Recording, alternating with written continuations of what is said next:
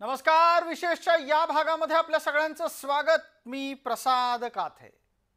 भारताच्या हद्दीमध्ये घुसून पाक पुरस्कृत इस्लामी अतिरेक्यांनी केलेला हल्ला लक्षात घेता आता पाकला धडा शिकवण्याची हीच वेळ अशी सार्वत्रिक प्रतिक्रिया व्यक्त होतीये. देशाच्या नागरिकांना पाकिस्तानला धडा शिकवला जाणं अपेक्षित आहे. त्यांना युद्ध सुद्धा केलं जाणं अपेक्षित आहे. पाकिस्तान जन्माला आल्यापासून भारताच्या खोड्या काढतोय. यापूर्वी पाकडे थेट लढायचे, पण युद्धात भारताकडून हरल्याच्या नंतर पाकड्यांनी आता भाडोत्री अतिरेक्यांना भारताच्या विरुद्ध वापरायला सुरुवात केली आहे. त्या अतिरेक्यांना रसद पुरवठा पाक बिनदिक्कत करत असल्यानं या पाकचं कंबरड मोडा अशी अपेक्षा सगळ्यांना आहे. यासाठी युद्ध हा पहिला पर्याय जनतेला जरी वाटत असला तरी पहिल्यांदा हल्ला कोण करणार हा प्रश्न येतोच. शुक्रवारी भारतानं उत्तर प्रदेशातल्या गंगा सागर एक्सप्रेसवे म्हणजेच महामार्गावर वायुदलाच्या विमानांचं लँडिंग आणि टेक ऑफ करून दाखवलं. अशी क्षमता असलेला गंगा सागर हा भारतातला चौथा तर रात्री सुद्धा विमान उतरू शकेल असा एकमेव महामार्ग बनलाय. या महामार्गावर शहाजहांपूर जवळच्या जलालाबाद इथं 3.5 किलोमीटर लांबीचा सलग रस्ता मार्ग उपलब्ध झालाय. यावर शुक्रवारी लढाऊ विमानांच्या उतरण्याचं आणि उड्डाणाचं प्रात्यक्षिक सादर करून महामार्गाच्या जवळ भारतीय वायुदलानं आपत्कालीन स्थितीत विमानतळ उभारण्याची क्षमता विकसित केली आहे. शुक्रवारी भारतानं इथं राफेल, सुखोई, मिराज 2000, MiG-29 आणि जग्वार या विमानांचं यशस्वी प्रात्यक्षिक संपन्न केलं.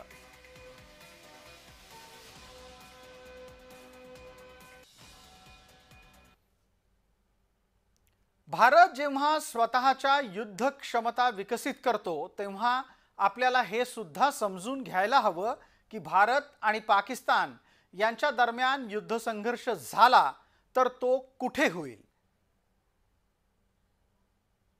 फुल फ्लेज वॉर होईल याची शक्यता कमी जरी त्या ठिकाणी असली तरी शॉर्ट स्विफ्ट लिमिटेड स्ट्राइक करून भारत आपले लिमिटेड ऑब्जेक्टिव्स मिलिटरी ऑब्जेक्टिव्स हासिल करू शकतो. आणि त्यासाठी मात्र ड्रोन वॉरफेअरच्या माध्यमातून किंवा सर्जिकल स्ट्राइकच्या माध्यमातून किंवा जर गरज पडली तर एरियल स्ट्राइकच्या माध्यमातून पाकव्याप्त काश्मीरमध्ये हल्ले करण्याची त्या ठिकाणी गरज आहे.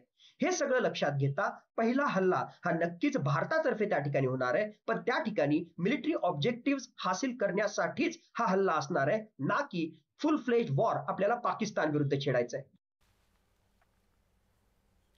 भारताच्या क्षमता विकसित होत असताना पाकिस्तानच्यासाठी भारतातला काही प्रदेश हा निश्चितच अत्यंत महत्त्वाचा आहे आणि त्याचसाठी भारताच्याकडून सुद्धा प्रत्युत्तर अपेक्षित आहे. आपण भारताचा नकाशा समोर पाहतो आहोत. या निमित्तानं आपल्याला कोणकोणत्या भागांवर कुठे हल्ला होऊ शकतो याचा एक अंदाज बांधता येईल. पहिला हल्ला जर झाला तर तो स्वाभाविकरित्या कराचीतून मुंबईवर असेल किंवा मुंबईतून कराचीवर असेल. त्यानंतरचा पुढचा हल्ला संभवतः इस्लामाबादवरून दिल्लीवर आणि दिल्लीतून जी प्रत्यक्ष हँड टू हँड फाईट म्हणतात, म्हणजे दोन सैन्य प्रत्यक्ष एकमेकांना भिडतात, ते कुठे भिडतील असा जर प्रश्न आला तर त्याचं उत्तर असेल अमृतसर आणि त्याच्याच जवळचा असलेला पंजाबमधला परिसर. याच्यानंतर जर एखादा लांबचा हल्ला अपेक्षित असेल तर तो पाकिस्तानच्या हैदराबादमधून भारतातल्या हैदराबादेत किंवा भारतातल्या हैदराबादेतून पाकिस्तानच्या हैदराबादेत संभवतो. पाकिस्तान आपल्या ज्या दिशेला आहे त्या दिशेला भारताची असणारी प्रमुख शहरं ही पाकिस्तानच्या निशाण्यावर असतील आणि त्याचमुळे सगळ्यात पहिलं शहर हे पाकिस्तानच्यासाठी लक्ष साधण्याचं आहे मुंबई.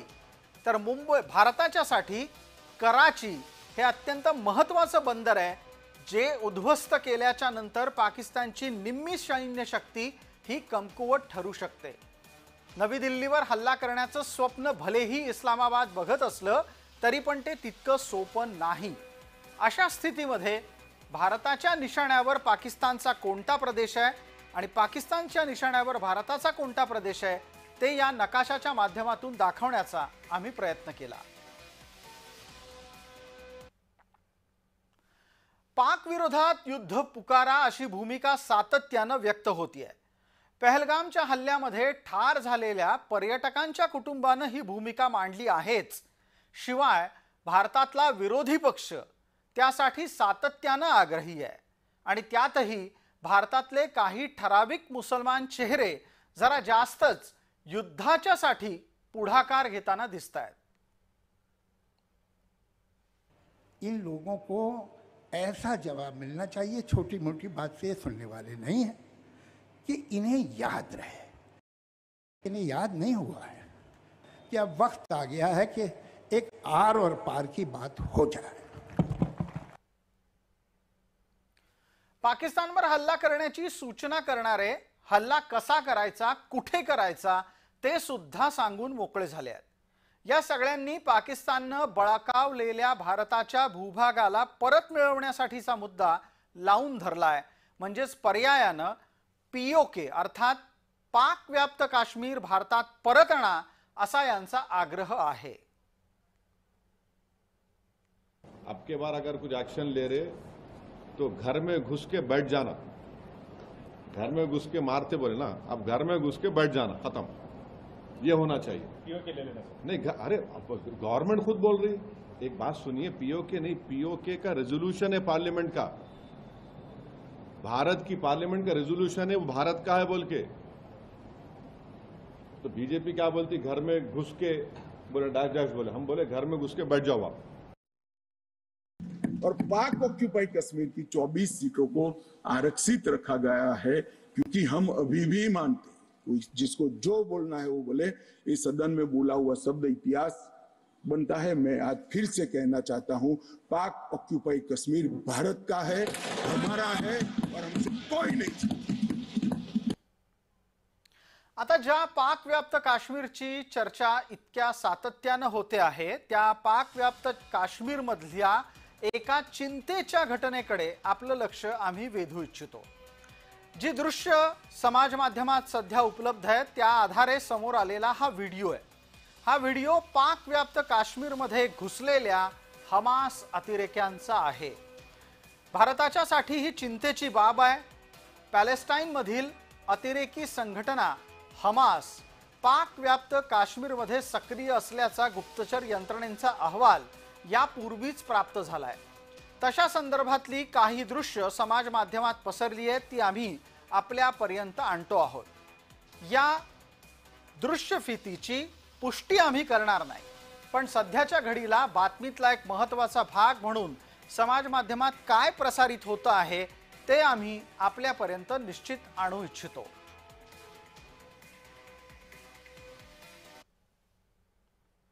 अतिरेकी संघटना हमास याच्या अस्तित्वामुळे पाकिस्तान भारतामध्ये अतिरेकी धाडण्याच्यासाठी सीमेलगत भुयारं तयार करतोय आणि त्यातूनच अतिरेक्यांची रसद दहशतवादाला पुरवली जाते। ही भुयारं तयार करण्याचं तंत्रज्ञान हमासला चांगलंच अवगत आहे। इस्रायल आणि पॅलेस्टाईनच्या सीमेरेषेवर अशाच प्रकारची भुयारं तयार करून त्या भुयाराच्या माध्यमातून इस्रायलमध्ये हमासचे अतिरेकी पोहोचतात, तिथे आपलं दहशतवादी कृत्य पूर्ण करतात आणि गुपचूप पुन्हा आपल्या सुरक्षित प्रदेशामध्ये येतात।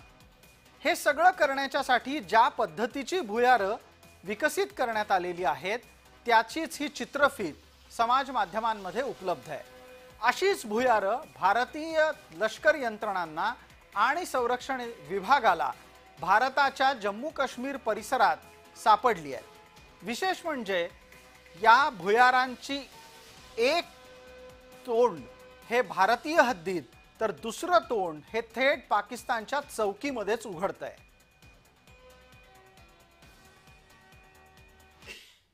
पंतप्रधान नरेंद्र मोदींकडे हा सुवर्ण क्षण आलेला आहे की हे चक्र आता उलटं फिरवायचं आहे. असं सांगितलं जातं की भारताने कुठल्याही बाहेरच्या देशावरती कधी आक्रमण केलं नाही, पण आपलेच जे भूभाग आहेत ते घेण्याकरता मात्र आक्रमण करणं आवश्यक आहे. आणि ह्या वेळेसचं आक्रमण असं असलं पाहिजे की पाकिस्तानचं नामोनिशाण राहता कामा नये.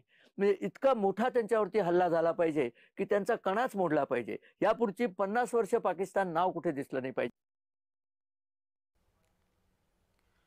युद्धाच्या साठीची चर्चा होत असताना आपल्याला हे सुद्धा लक्षात घ्यायला लागेल की भारत आणि पाकिस्तान रणांगणात जर एकमेकांच्या समोर आले तर भारताची आणि पाकिस्तानची निवडक आणि निर्णायक क्षमता नक्की कशी कुठल्या पद्धतीची असेल. भारत आणि पाकिस्तानची सैनिक क्षमता आधी आपण लक्षात घेऊ.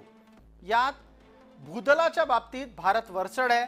भारताकडे 21 लाख सैनिक आहेत तर 13 लाख ही पाकिस्तानची आर्मी आहे. भारताचं वायुदल हे 3 लाख सैनिकांचं आहे.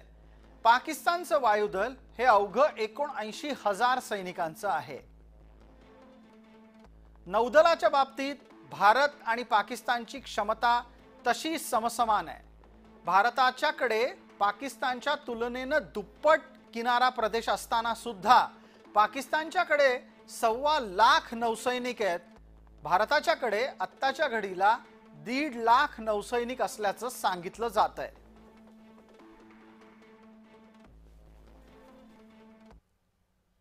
सैनिकांच्या पलीकडे सुद्धा युद्ध क्षमतेच्या साठी आवश्यक असलेली शस्त्रास्त्र कोणाकडे कशी आहेत तेही पहा. सर्वप्रथम युद्धनौकांचा विषय केला तर भारत आणि पाकिस्तानच्या दरम्यान पाकिस्तान या बाबतीत अत्यंत कमकुवत आहे. भारताकडे 2 युद्धनौका आहेत, पाकिस्तानकडे आहेत 0. विनाशिका म्हणजे थेट हल्ला करणाऱ्या नौकांच्या बाबत भारताकडे 13, पाकिस्तानकडे 0. भारताकडे 18 पाणबुड्या आहेत, पाकिस्तानच्याकडे 8 पाणबुड्या आहेत. वायुदलाच्या बाबतीत भारताची क्षमता दमदार आहे. 1417 विमानं आपल्याकडे आहेत. रणगाड्यांच्या बाबतीत भारत 3982, पाकिस्तान 2687. हेलिकॉप्टर्सच्या बाबत भारत 739, पाकिस्तान 371.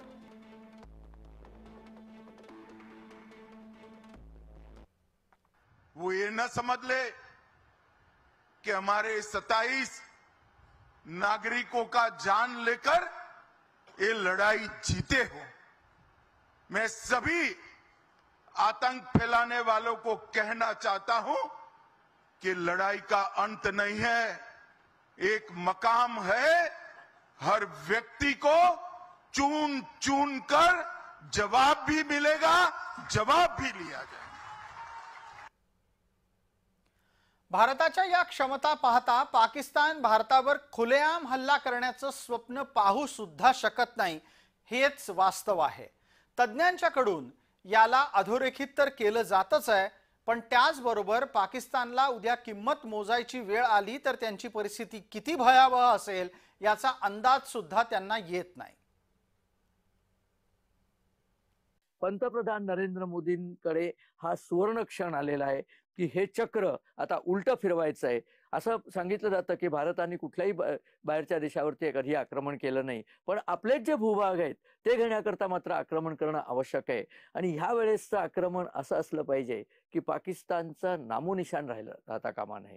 म्हणजे इतका मोठा त्यांच्यावरती हल्ला झाला पाहिजे की त्यांचा कणाच मोडला पाहिजे. यापुढची 50 वर्ष पाकिस्तान नाव कुठे दिसलं नाही पाहिजे.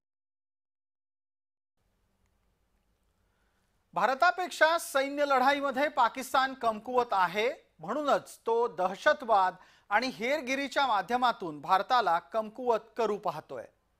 राजस्थान इथं असलेल्या गुप्तचर विभागानं पाकिस्तानच्या ISI या दहशतवादी संघटनेच्या साठी हेरगिरी करण्याच्या जैसलमेर इथला रहिवासी पठाण खान याला अटक केली आहे. तो बराच काळ ISI ला संवेदनशील माहिती पाठवत असल्याचा त्याच्यावर आरोप आहे. त्यानं अनेकदा पाकिस्तानाचा दौरा सुद्धा केलाय. राजस्थानच्या गुप्तचर विभागानं प्रसिद्ध केलेल्या निवेदनात म्हटलंय की पाकिस्तानसाठी हेरगिरी केल्याचा आरोप पठाण खान विरुद्ध सिद्ध होतोय. अधिकृत गुपित कायदा 1923च्या अंतर्गत त्या विरोधात गुन्हा दाखल करण्यात आलेला आहे। त्याला सुमारे 1 महिन्यापूर्वी ताब्यात घेण्यात आलं आणि तेव्हापासूनच त्याची चौकशी सुरू होती। पठाण खान 1 मे 2025 रोजी अटकेत आहे। पठाण खानला 2023 मध्ये पाकिस्तानला गेला असताना त्यांनी पाकिस्तानच्या गुप्तचर संस्थेशी आपलं संधान बांधलं अशी माहिती मिळते आणि आत्तापर्यंत त्यानं भारताशी केलेली गद्दारी पैशाच्यासाठी केली असं सुद्धा समजतंय।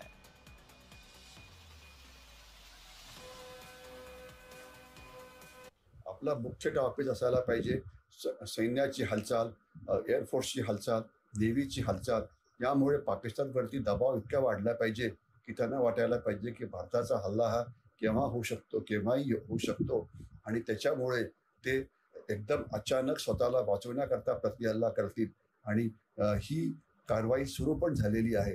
गेले 7-8 दिवस पाकिस्तानी सैन्य हे LOC वरती फायरिंग करत आहे। का करत आहे? कारण त्यांना दाखवायचं आहे की आम्ही इथे आहोत आणि आम्ही फायरिंग करून तुम्हाला आत येऊ देणार नाही। म्हणजे मुद्दाम फायरिंग करून ते त्या भागात भारतीयांनी येऊ नये म्हणून ते फायरिंग करतात। त्याच्याशिवाय पाकिस्तानची विमानं ही त्यांची ही घिरट्या मारतात आकाशामध्ये। हल्ला झाला तर ते पटकन तयार असतील, त्यांच्या बोटी पण बाहेर आहेत। तर म्हणून आपण हा दबाव कायम ठेवायला पाहिजे आणि त्यांना युद्ध करायला भाग पाडायला पाहिजे।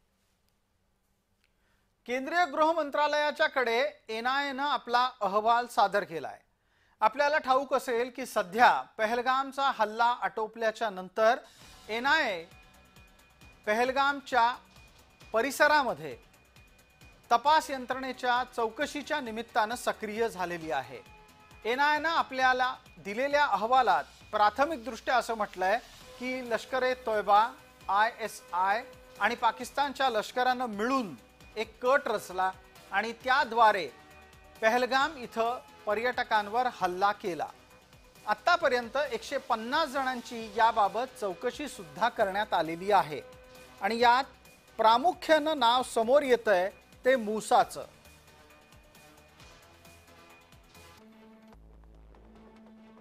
हाशिम मूसा हा पहलगाम हल्ल्याचा मास्टरमाइंड आहे असं समजलं जात आहे।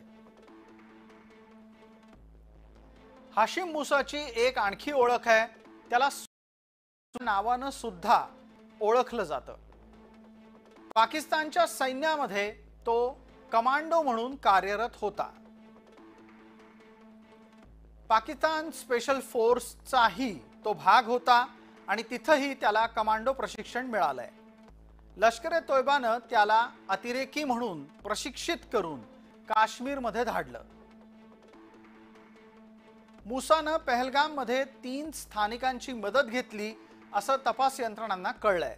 भारतीय तपास यंत्रणांनी त्या संबंधातल्या कारवाया सुरू केल्या।